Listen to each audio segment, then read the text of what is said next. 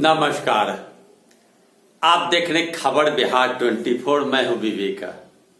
तरह तरह की बातें आपने सुना। कल मतदान अंतिम दौर का होना है।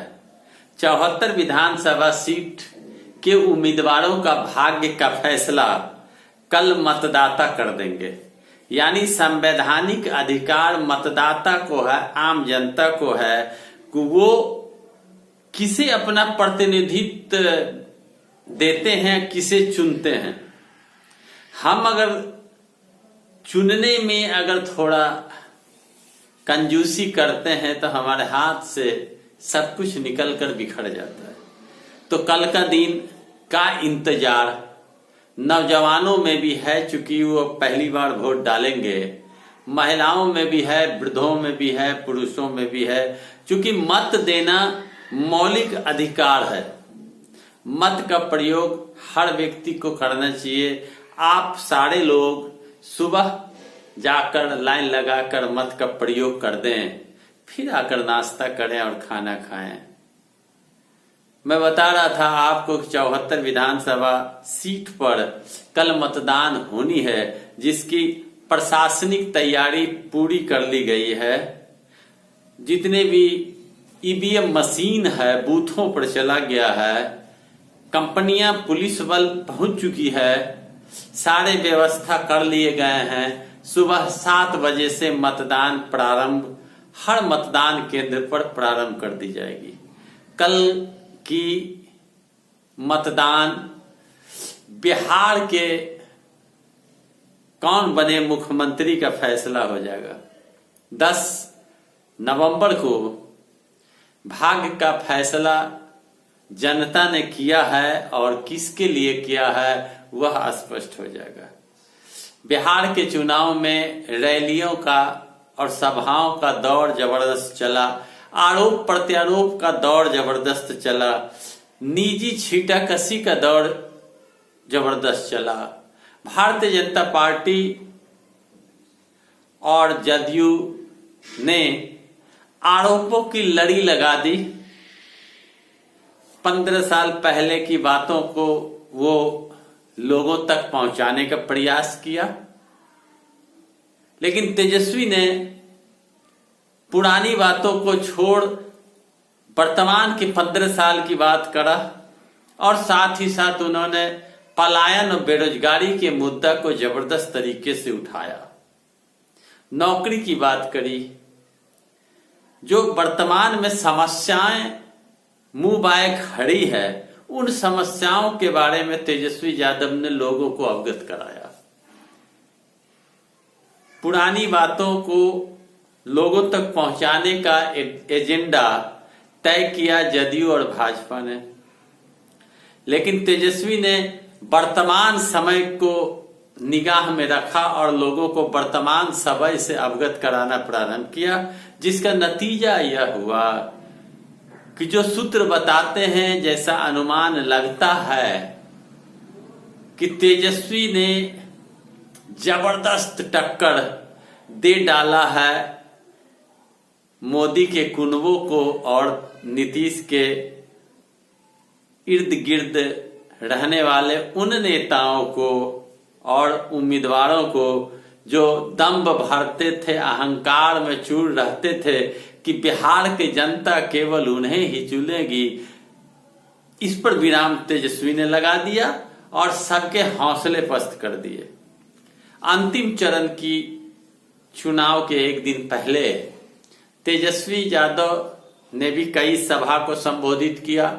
बड़े ही उत्साह के साथ संबोधित किया और श्रोता और वक्ता दोनों उत्साह में थे, लेकिन नीतीश कुमार के खेमे में काफी उदासी देखी गई और नीतीश कुमार ने स्वयं भी नीतीश कुमार उदास दिखे धामदाहा और बड़ारी के सभा में, और उन्होंने कह भी दिया कि यह मेरी अंतिम चुनाव है, अंत भला तो सब भला।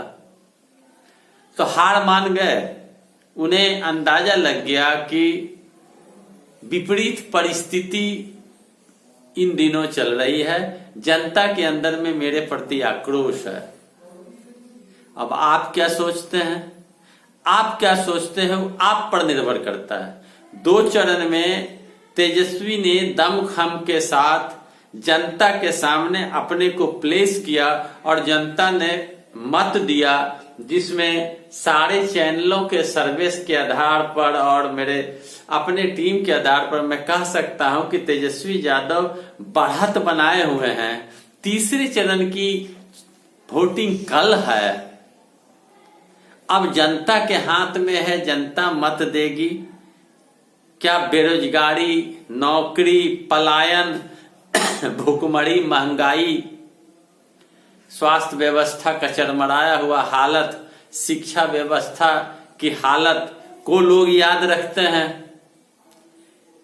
या नीतीश कुमार के बड़े बड़े वादे और मोदी जी के बड़े बड़े सपने को याद रखते हैं? यह तो फैसला जनता को कल करना है 78 सीट में। कल निर्णय जनता करेंगे कि 10 तारीख को किसकी सरकार बनेगी और कौन मुख्यमंत्री बनेगा। क्या वो 15 साल पुराना राज करने वाले नीतीश कुमार या नए युग का नया युवा नेता तेजस्वी यादव? यह फैसला तो जनता को करना है। अब आपकी सोच, आपका विचार, आपका मत ही फैसला करेगा। 78 सीट का मत का फैसला किसके पक्ष में होगा, यह जनता को सोचना होगा। चूंकि 2 चरण में एनडीए का सूफड़ा साफ होता दिख रहा है। सर्वे के आधार पर मैं कह रहा हूं, मेरी अपनी निजी राय नहीं है। एनडीए का सूफड़ा साफ 2 चरण में होता दिख रहा है।